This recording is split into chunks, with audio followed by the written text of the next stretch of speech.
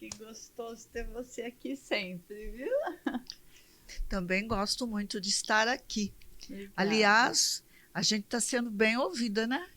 Sim. Várias pessoas estão falando comigo, estão me comunicando que gostaram do que ouviram, Que do que legal. viram. Muito bom. Nós vamos subir mais vídeos seu. Hoje fica pronto mais um, que a Júlia já editou. Que bom, isso é muito bom, porque as suas mensagens são maravilhosas. Hoje nós vamos falar dos últimos 3 passos do processo todo, né? Isso. Que legal. E o 10º passo, ele vem falando para a gente, nos orientando, sugerindo que a gente faça um exame diário. Eu sempre lembro disso, que quando eu era criança, a gente chamava de exame de consciência.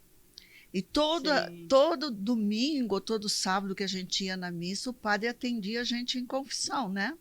Hoje é uma vez por ano, uma vez cada 6 meses a gente faz isso. Mas naquela época a gente era orientado desde a primeira comunhão, a gente fazia o exame de consciência diário. E os passos vêm falando isso, que chama o inventário diário. A gente faz um inventário no 4º passo, que é o da nossa vida, que aconteceu na nossa vida. E no 10º passo, eu vou olhar a minha vida dia a dia para que eu não perca o foco, aquilo que eu determinei para mim, eu vou olhar para aquilo e vou, se necessário, eu já vou fazer a minha reparação. Então, se eu fiz algo que ofendeu alguém, que magoou alguém ou eu mesmo, eu já faço esse ato de reparar comigo mesmo e reparar com a outra pessoa, se eu magoei, se eu feri, se eu dividi. E é muito bom isso para nós, quando a gente toma isso na nossa vida como um hábito. Sim. Né? Na palavra de Deus está escrito, não deixar o sol se pôr sobre a sua ira, né? Verdade. Então, se todo mundo, quando abaixar o sol, fizesse uma reflexão do que foi o dia, né? Verdade. Legal. Seria diferente os nossos relacionamentos.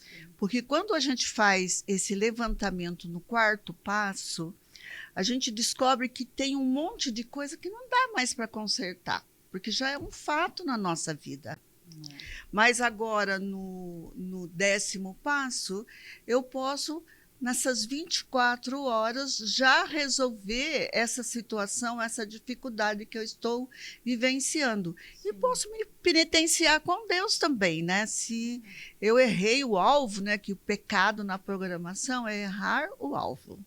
Então, se eu errei o alvo, eu não queria, mas errei o alvo, eu observo isso e já refaço aquela atitude. Sim. Então, é muito arrependimento, rico. O arrependimento ele é diferente do remorso, né? Verdade. Então, quando você se arrepende, você muda o trajeto, né? Você muda aquela situação. E isso daí é maravilhoso. É verdade. E se puder fazer o quanto antes, né? Não melhor, passa, porque depois melhor. Que deixa passar, às vezes fica difícil. Às vezes nem é as coisas que a gente fez de errado, mas eu tenho atitudes que me tiram do meu foco. Sim. Porque o dia todo parece que o mundo oferece oportunidades para você. E se você se desviar do seu foco hoje, amanhã, depois, daqui a pouco você não sabe onde você está mais. Exato. Então, você tem que desenhar uma linha de ação e caminhar naquela linha de ação. Não que todo dia vai ter que seguir certinho, mas o que for objetivo, eu vou premiar aquilo para que aquilo aconteça. Exato. E vou, com as outras coisas que estão acontecendo, eu vou escolher o que propicia eu cumprir o meu objetivo. Sim. E aí vem o 11º passo, que é importantíssimo. Diz assim: procuramos, através da prece e da meditação, melhorar nosso contato consciente com Deus na forma concebíamos, rogando apenas o conhecimento da sua vontade a respeito de nós e forças para realizar essa vontade. Olha que legal. Então, essa força para fazer aquilo que eu sei que é propósito da minha vida, porque quando nós desenhamos alguma coisa para nós e nós já entregamos e nós estamos nessa caminhada, aquilo é tido que está encaminhado, é visto como um propósito de Deus na nossa vida. Sim. E através da oração eu aprendo a prece, que é pedir, né? E a meditação, que é escutar. É o silêncio para ouvir a Deus. Sim. Às vezes eu falo que Deus não está me ouvindo, mas eu estou falando, e não Deus para para ouvir. Não paro para ouvir. Sim. E Deus fala no silêncio mesmo. E tem uma palavra, na palavra de Deus está escrito que Deus é o dono do querer e do efetuar. Então, é bem isso que você está falando, né? Se você tem o desejo de fazer um propósito e aquilo vai acontecendo à medida que você vai buscando, é confirmação de Deus, né? Eu também entendo assim. Que é um propósito de Deus. O propósito de Deus, ele vai se manifestando na vida. Sim. E às vezes há um momento na nossa vida em que a gente tem que escolher se aquilo é bom para mim ou se aquilo não é bom para mim. Porque é importante que eu vá desenhando o meu foco e vá caminhando para ele, para que aquilo que eu desejo aconteça. Muitas pessoas me perguntam assim, como é que eu sei o que é vontade de Deus?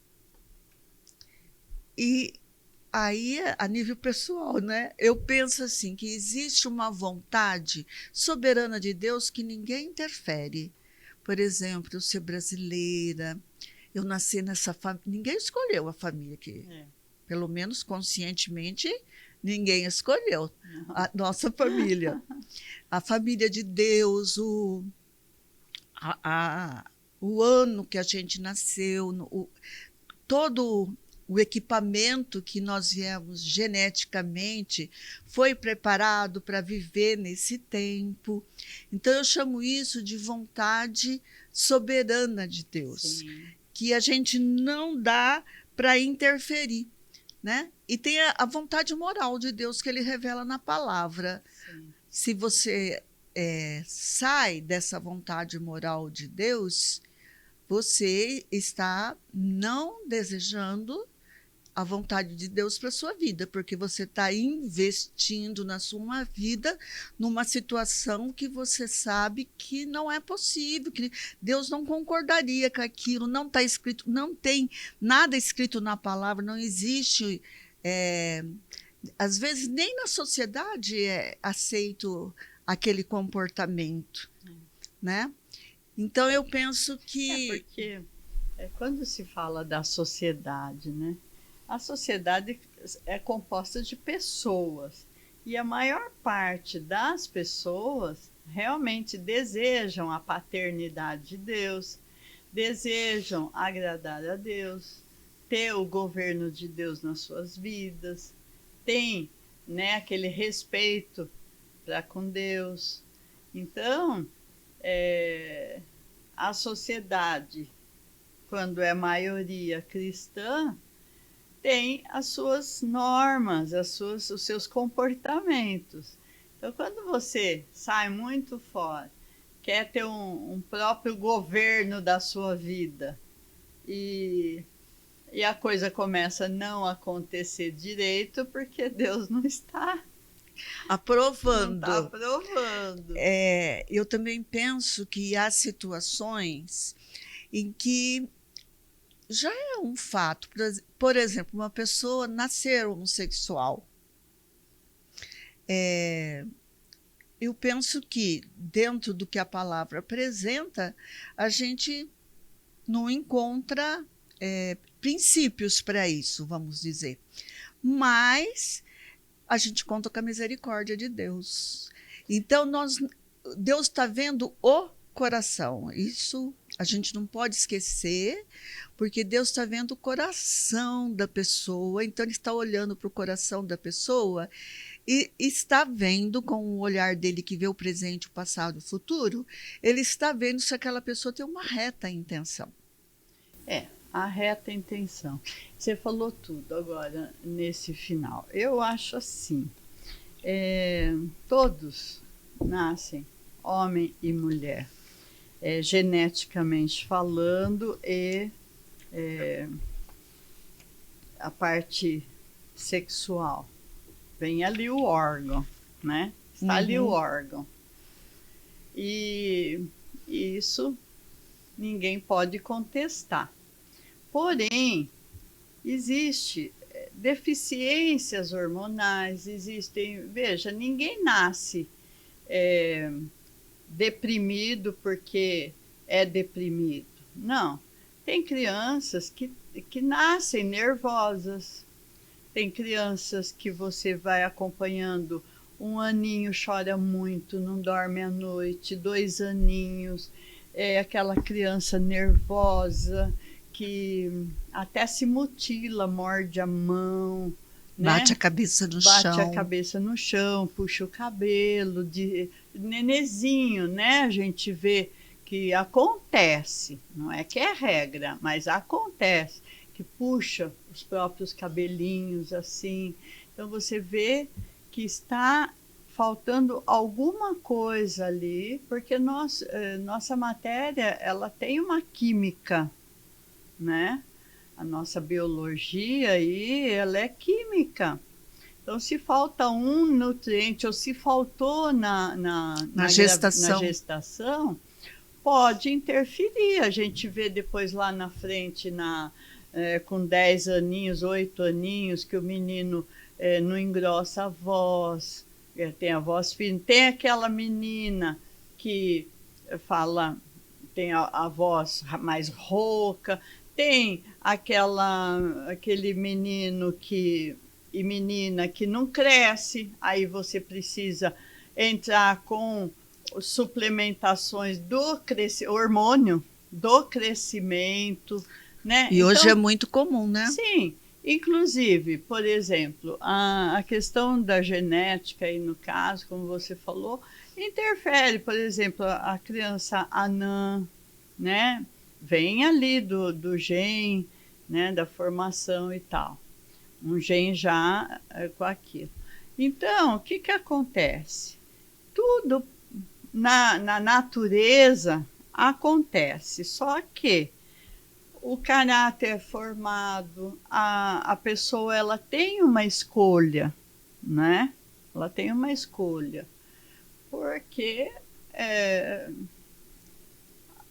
tudo na vida é o meio que você vive, a educação que você teve e a sua escolha.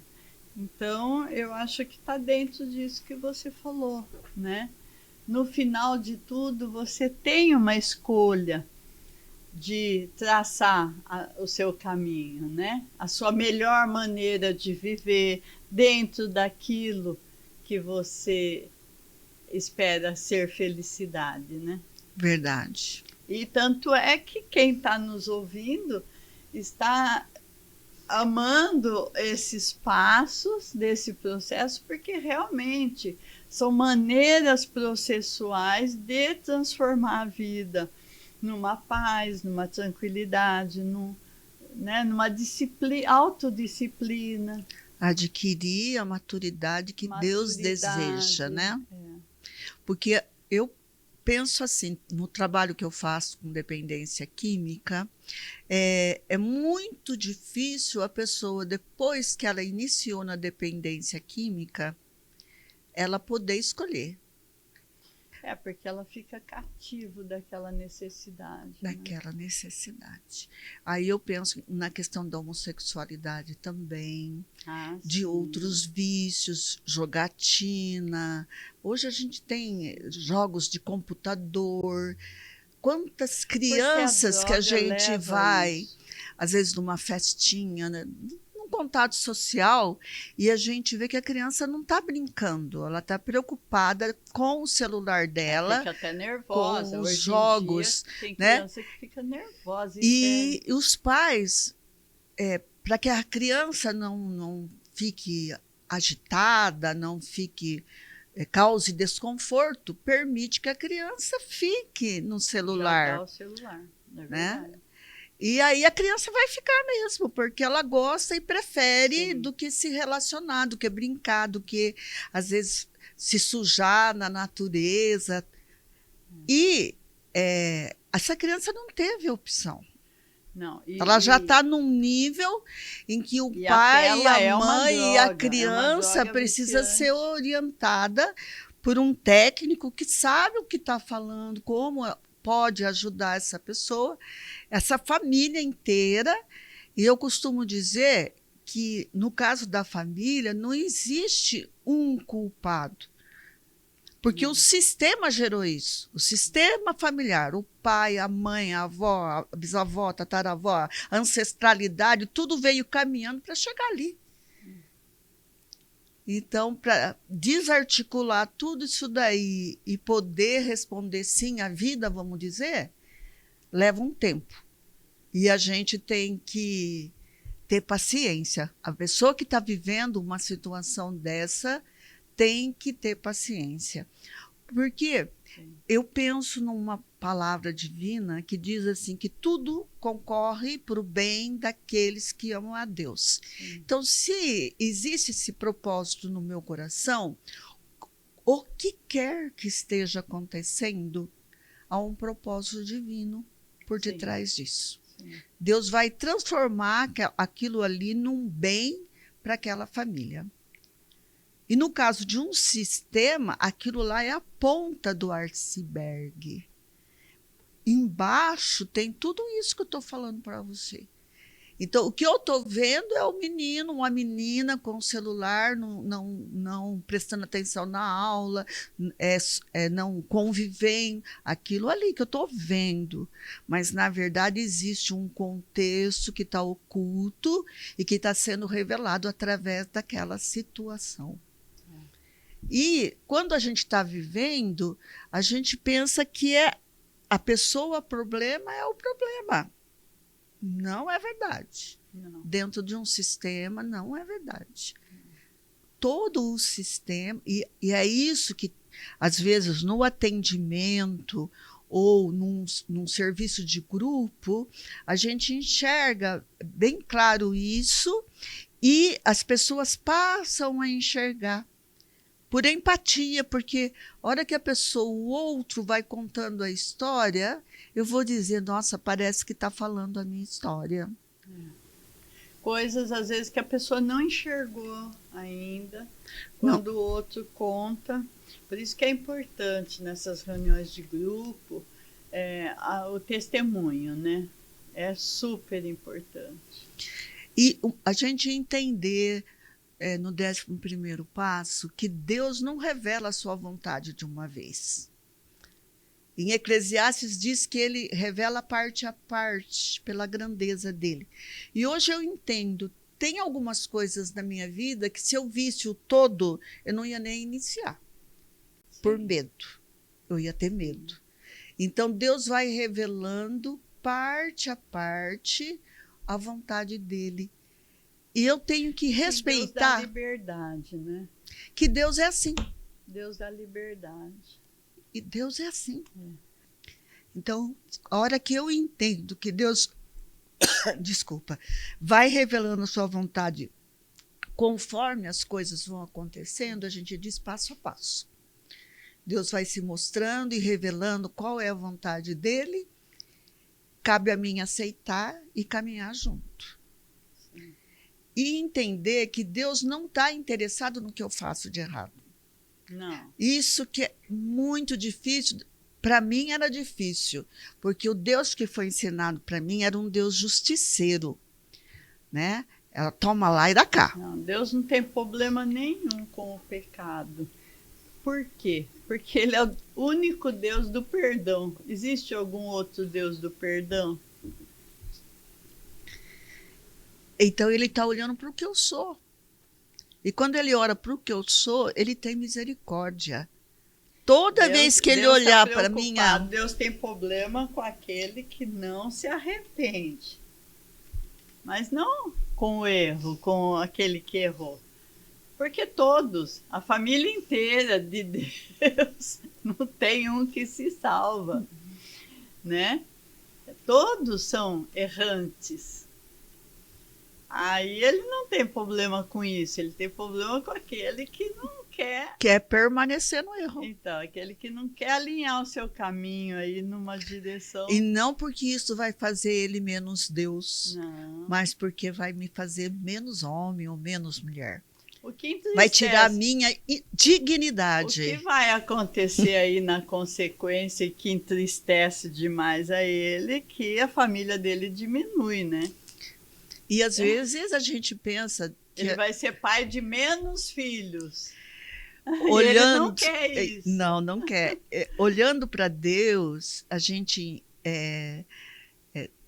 acolhe esse amor, porque a gente entende esta bondade de Deus, que não está vendo a minha atitude, porque às vezes eu não sei fazer. Eu não sei ter aquela atitude. Falo. Ai, como eu erro, eu não sei acertar, pai. Então, ele está olhando para aquilo que eu sou, o meu desejo de acertar. E outra coisa que eu vejo também, as pessoas... na palavra também está escrito, né? Bem-aventurado aquele que não tem prazer no pecado. Porque tem uma distinção aí, né? De você não estar nem aí, você vai fazendo, ou se você... O teu espírito se aborrece de você ter feito aquilo. O teu espírito se aborrece com você. É por isso uma que divisão dentro da gente, né? Tem. E é por isso, bravíssima, a Selenita, tem essa divisão dentro da gente. E é por isso que no 10º passo, você... tocou na parte da consciência, do exame da consciência, né? Então, o fato de você não ter prazer no pecado, você até acaba escorregando e fazendo. Mas tem prazer nisso? Você está achando que não tem problema? Ou você se aborrece com você? Então, isso é bacana. E uma outra coisa, assim, tem tantas possibilidades, a hora que você fala vai enchendo a cabeça da gente de ideias, né? Tem pessoas que acham que porque fez errado não tem mais conserto. Aí é a culpa, né? Não tem mais conserto. Para mim, quantas vezes escutei, eu sou ruim, Selenita.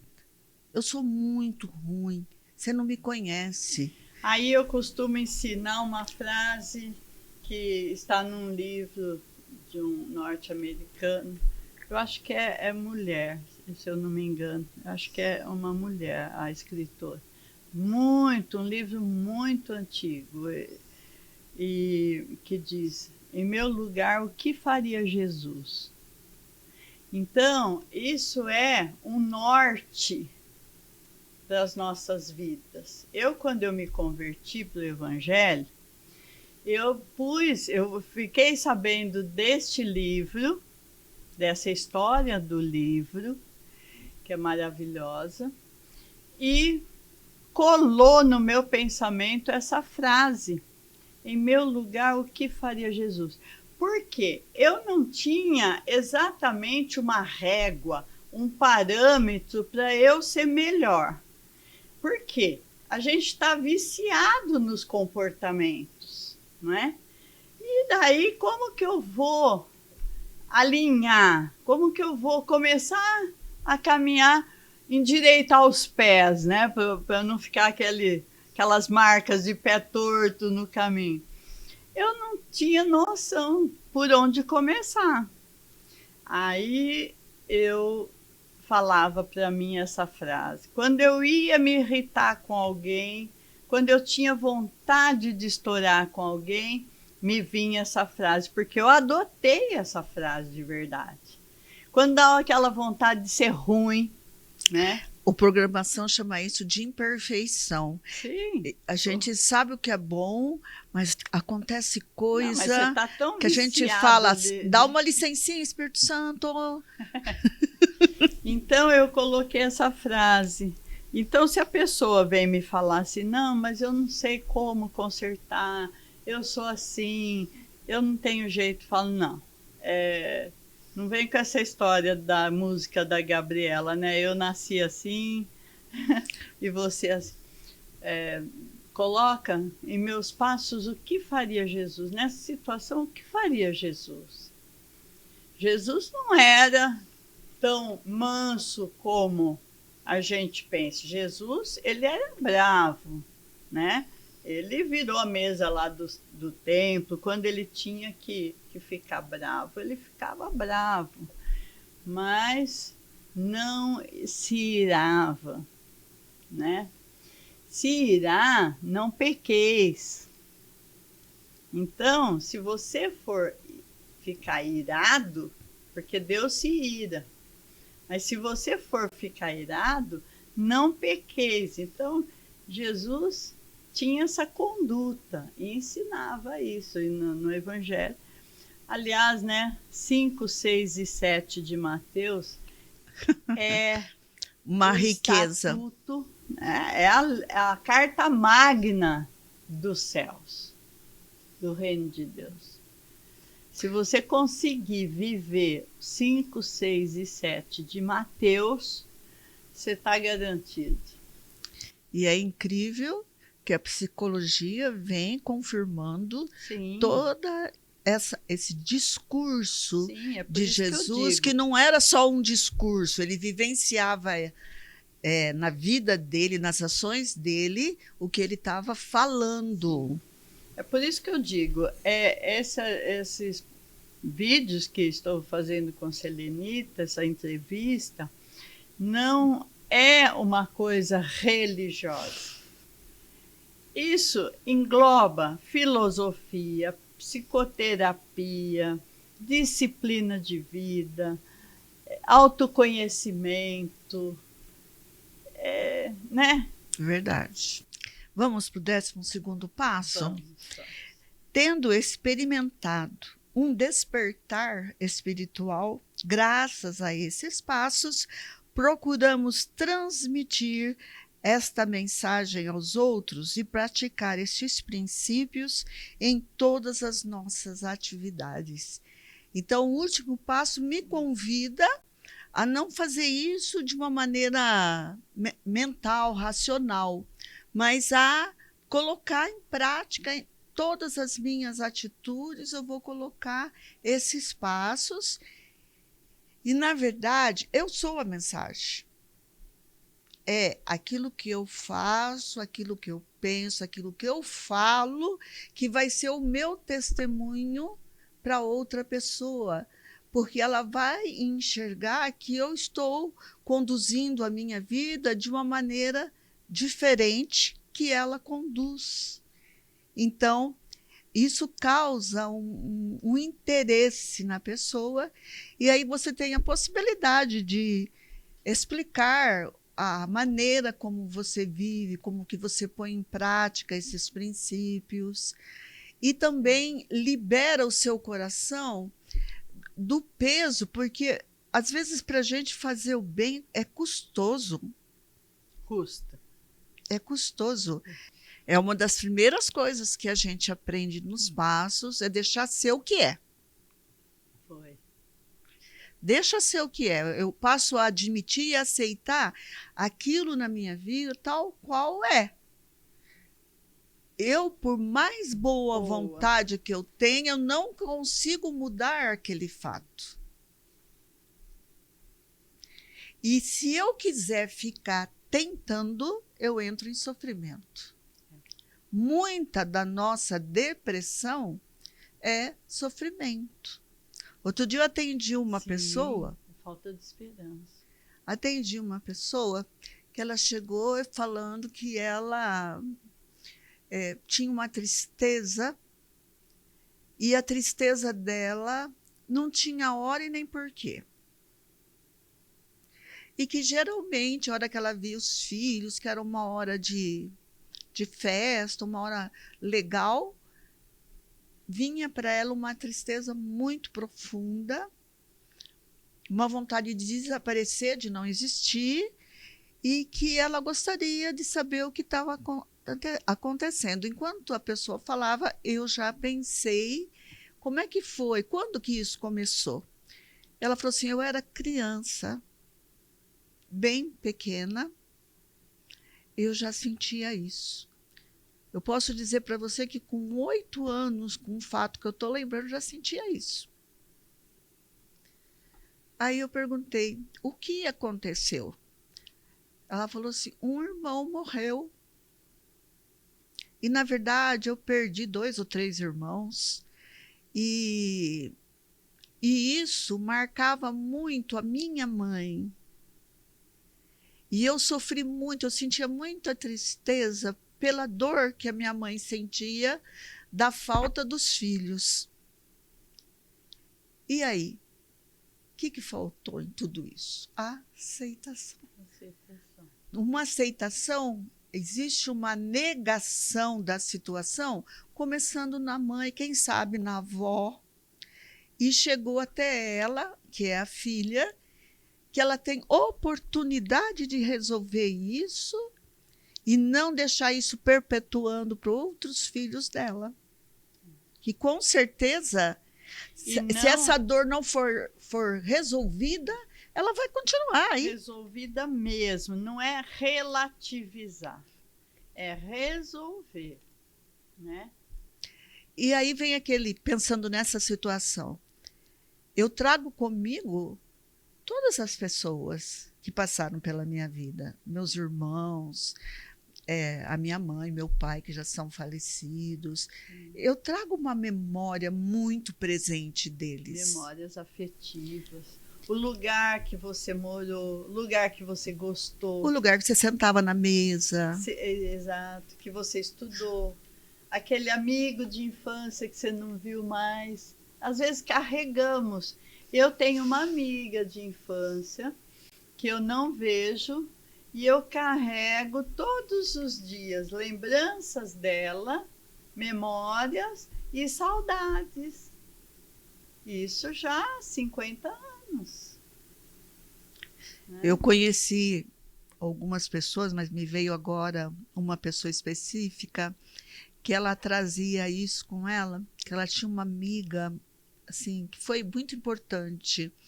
E daí essa amiga arrumou um namorado, e daí não dividiu a amizade. Depois essa amiga casou, mudou-se. Quando eu conheci ela, devia ter uns 60 anos. E ela todo dia pensava nessa amizade. É uma não aceitação de um fato que é muito comum acontecer nessa idade, de quando a gente era jovem, de a gente ter amizade com uma pessoa e aquela pessoa, a vida dela desviar aquela pessoa do nosso convívio. Você não quebrou aquele amor, aquela afeição pela pessoa, né? Você pode até aceitar, são coisas da vida, realmente. Mas você preserva uma saudade, uma memória, né? Aquele afeto, o desejo de rever. Mas isso, trabalhado, é bom. Bom, é bom. É bom. Mas quando não é trabalhado, como no caso dessa pessoa, ela doloroso. Doloroso. É doloroso, aí é uma e aí, quando nós trabalhamos isso com ela, no final do trabalho, ela falou assim, eu vou procurar, porque eu tenho facilidade de achar as coisas no Facebook, no Instagram. Hoje, com a internet. Ela falou, até do outro lado do mundo. Eu vou procurar, né, a pessoa. E ela teve oportunidade de se encontrar. Legal. E quebrar daquilo dentro dela. Que legal. Muito legal. É o amor mesmo se transformando em ação. Em aceitação, em auto-amor. Eu aceito essa imposição da vida. Sim. Agora, quando a gente escuta algumas vezes, não é sempre, mas eu tenho alguém na minha vida que não consegue amar, não consegue ter empatia, não consegue sentir a dor do outro. Acontece, nós temos aí transtornos de personalidade que o cérebro nasceu com aquela forma, aquele formato, e a glândula pineal está com algum problema e tal, nasceu ali com alguma...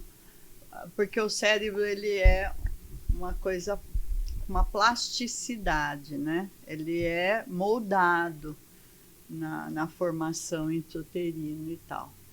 E, de repente, acontece de nascer com alguns transtornos de personalidade, como o narcisismo, por exemplo. O psicopata, ele não desejou ser psicopata, né? O psicopata, ele não sente nada, ele é daquela forma.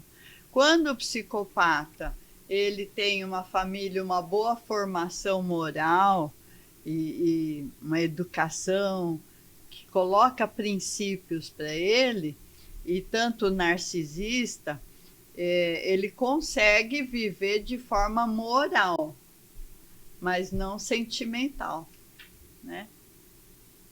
E tem também as pessoas que amam demais. Verdade, a codependência, né? E que sofrem um amor exacerbado, que também precisa estar aí controlado. Encontrar o equilíbrio. Equilibrar. Porque a palavra de Deus fala para amar a Deus sobre todas as coisas e ao próximo como a ti mesmo. Então, a primeira pessoa do amor sou eu, né? Amo a Deus como a mim mesmo. Então, a primeira pessoa do amor sou eu. Eu tenho que me amar para que as outras formas de amor se manifeste. E daí Jesus veio e transformou o segundo mandamento, amar o seu próximo como eu amei. Então, fica a frase, em meu lugar, o que faria Jesus? Verdade. É uma frase que te dá direção ética, moral, sentimental e espiritual. Verdade. Né? Mas vamos lá no 12º passo. Então, o 12º já é o final, né? Do passo, que não é final, porque ele é um ciclo que se repete, chega no 12º, vai para o primeiro, segundo, terceiro, é um ciclo em que você vai, ele se aplica, principalmente o primeiro, segundo, terceiro, admitir, confiar, entregar, você vai usar todos os dias da sua vida. Que legal. E precisamos escrever isso, né? Tem muitos livros escritos sobre isso. Não, eu digo, na edição do nosso podcast, vamos escrever, definir o primeiro, segundo, terceiro, quarto, quinto, sexto, até o 12º. Posso mandar. Com uma frase só. Posso mandar. Né? Para as pessoas não se esquecerem. Que legal, Selenita. Como é bom te ouvir.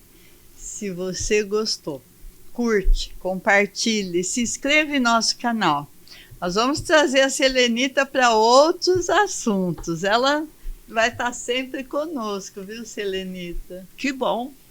Gostaria mesmo de estar. Gosto muito de te ouvir, viu? E eu agradeço de coração. Gratidão para você, para o seu canal, que ele possa crescer mesmo, as entrelinhas, nas entrelinhas, cresça e apareça. Obrigada.